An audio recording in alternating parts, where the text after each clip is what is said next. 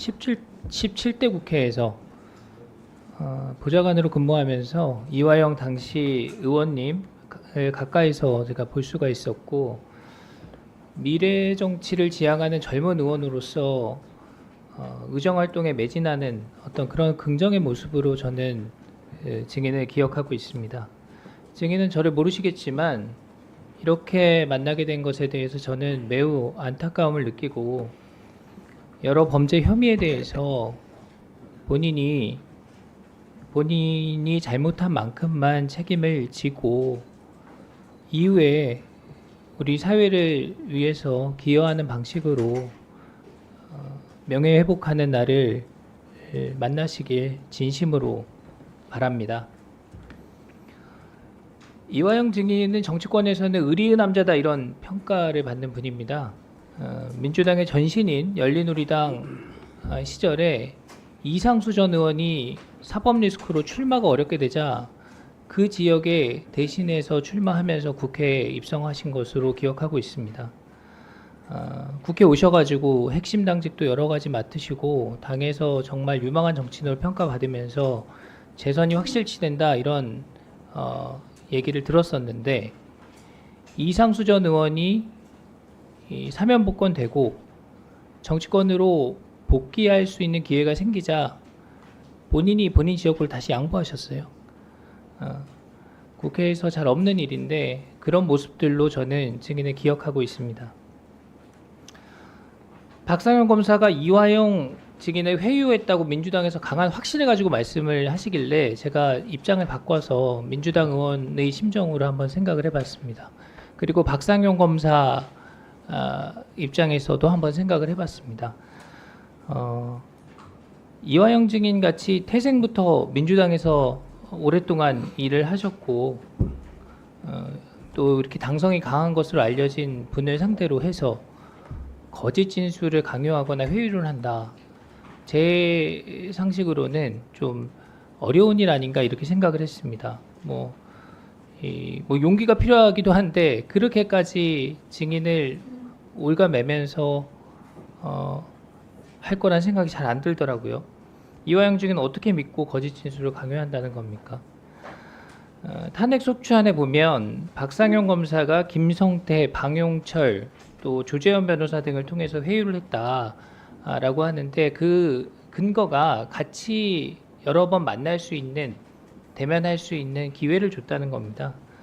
그런데 그분들이 뭐 검찰 대변인도 아니고 검사처럼 무슨 권한이 있는 것도 아닌데 어떤 회유를 할 수 있느냐는 생각이 듭니다. 총선 직후인 올해 4월 말에 구치소에 면회온 민주당 의원님들께 증인께서 여러분도 누군가 대속을 했기 때문에 그 자리에 있는 것이다, 이재명 대표에게 안부를 전해달라 이렇게 했습니다. 다들 대속의 의미를 아실 텐데, 대속은 남의 죄를 대신해서 벌을 받거나 속죄한다는 그런 뜻입니다. 이재명 대표에게 보고했다는 기존 진술을 뒤엎고 내가 대신해서 처벌받겠다는 의미로 해석이 됐었습니다. 증인 한번 들어보십시오. 이재명 대표가 쌍방울 대북 송금 사건을 두고 이화영이 남몰래 독단적으로 대북 사업을 추진한 것이다. 이화영이 쌍방울에서 돈 받아 먹은 것을 알고도 그런 사람을 썼겠냐, 이렇게 발언을 했습니다. 이 발언에 대해서 어떻게 생각하셨습니까? 서운하지 않았습니까? 다른 말씀도 하신 걸로 알고 있습니다. 그 말씀도 물론 있었다 그러고, 네. 저는 그 안에 있어서 잘 못 전해듣는데 다른 말씀도 많이 있었던 걸로. 예, 좋습니다. 이재명 대표는 지금 대장동 개발 비리 의혹도 또 오늘 얘기하고 있는 방북비용 대납 전부 다 본인이 모르게 직원들이 한 거다 이렇게 말씀하고 있습니다. 이 대표 말에 따르면 주변에 온통 배신자들만 있다는 건데 그렇지 않지 않습니까? 자, 작년 6월 9일 재판에서 증인께서 김성태 전 쌍방울 회장이 이재명 도지사 방북을 위해서 100에서 200만 불을 보냈고 2020년 초 방북이 성사될 것 같다고 이재명 도지사에게 직접 보고했다, 이렇게 진술하셨어요. 맞습니까? 6월 9일 제가 재판정에서 그렇게 진술한 적은 없고요. 네. 그 저와 동행한 변호인께서 네. 아까 말씀드렸던 흐름 속에서 네네. 약간의 그렇게 진술한 피고인의 사실을 확인해 줬다는 약간의 거죠. 입장의 변화가 있어 보인다면서 그렇게 네. 직접적인 좋습니다. 표현은 아니었고. 예, 좋습니다. 예. 6월 18일 증인께서 방북 비용 대납 사실을 이재명 당시 지사에게 보고했고 잘 진행해 보면 좋겠다는 대답을 들었다 이렇게 진술한 것으로 나옵니다. 자, 부정하지 않으시죠? 그거는 사실과 전혀 다른 내용이고요. 이런 증언이 없었습니까? 그러니까 제가 그 말씀드렸다시피 그와 같이 원래 박상용 검사하고 얘기가 됐을 때는 그런 정황을 인지하고 있었다 정도로 정황론으로도 근데 본인이 진술하지 않은 충분히 사건이 어떻게 얘기가 됐다고 아는 했는데 내용이 어떻게 법정에서 이렇게 구체적으로 확인이 되죠? 법정에서 진술했다고요? 법정에서는 그런 진술이 없었을 본인이 겁니다. 진술한 내용이 법정에서 소개가 된 것이겠죠. 아니 그렇지 않습니다. 그럼 진술서에도 이런 내용이 남아 있지 않고 법정에서 이런 말씀을 하신 적이 없는데 변호인이 얘기였다 이런 겁니까? 변호인이 이제 그 좀 약간 좀 뭐라고 해야 될까요? 좀 앞서 나가 가지고 일부 재판부에 그런 말씀을 하시면서 약간 정황 변화가 있어서 좀 자, 알겠습니다. 그 입장을 부분은 좀 정확히 확인을 다시 해보도록 하겠습니다. 자, 어쨌든 진술 번복이 이루어집니다. 근데 그 배경을 보면 민주당 의원들께서 수원지검에서 연좌 농성을 하고 또 민변 변호사들이 대거 등장을 합니다. 변호인단 교체하자고 하면서 재판 지연되고 그다음에 기피 신청 이루어지고 그다음에 등장한 것이 오늘 얘기 나오는 검찰의 술자리 회유 의혹입니다. 이런 일련의 어떤 증인의 진술을 뒤집기 위한 집요한 사법 방해가 있었다. 저희는 그렇게 판단을 하고 있습니다. 그래서 증인께서 오늘 돌아가셔서 한번 잘 판단해 보십시오. 제가 말씀드려도 되겠습니까? 예. 예. 저는 뭐 안에 갇혀 있어가지고 뭐 우리 당 의원님들이 와서 농성을 하는지 이런 걸 전혀 몰랐습니다. 전혀 몰랐는데 제가 진술을 이거 뭐 좀 정말 제가 얘기한 걸로 잘못하면은 이재명 대표가 이거 구속되는 거 아니야? 이런 걱정을 한 것이 가장 큰 이유입니다.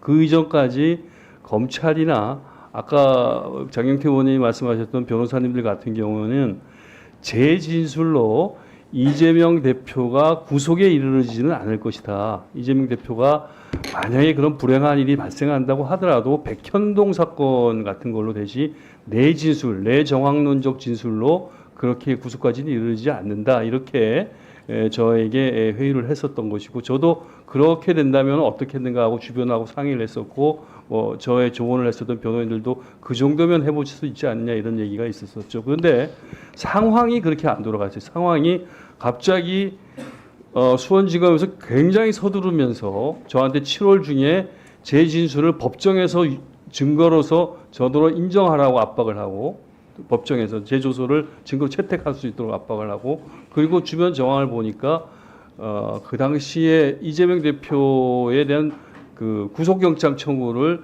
그 국회 비개회 시간에 8월인가요? 8월에 뭐 청구를 하겠다 이런 얘기들이 들려오면서 제가 굉장한 그 압박과 양심의 고통을 받았습니다. 이거 내가 진술한 걸로 잘못하면 이재명 대표가 구속되는 거 아니야? 이런 걱정인데 그 걱정은 사실 뭐냐면 이건 완전히 이재명 대표하고는 아무런 관계가 없는 일이었거든요. 정말 이재명 대표 입장에서는 김성태라는 자를 알지도 못하고 이 일련의 뭐 스마트팜이 뭔지 당신의 방북이 뭔지 이런 것들에 대해서 일체 아는 바도 없는 이런 허무맹랑한 어떤 그 가공의 구조 속에서 이 사실에 대해서 내가 얘기한 어떤 부분으로 그게 고리가 돼가지고 구속에 이르른다. 이거는 저 상식으로는 도저히 이건 있어서는 안 되겠다 이런 생각을 해서 제가 그 당시에 그 뭐 아까 뭐 민변 출신 변호사라고 하는데 그런 분들은 아니었고 네.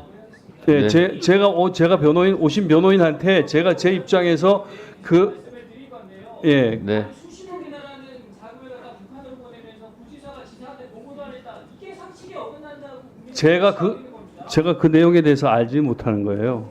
네. 네. 네. 네. 수고하셨습니다. 다음은 이성윤 의원님 신문해 주세요. 예, 전주시을 출신 이성윤입니다. 화면을 좀 보시겠습니다. 저는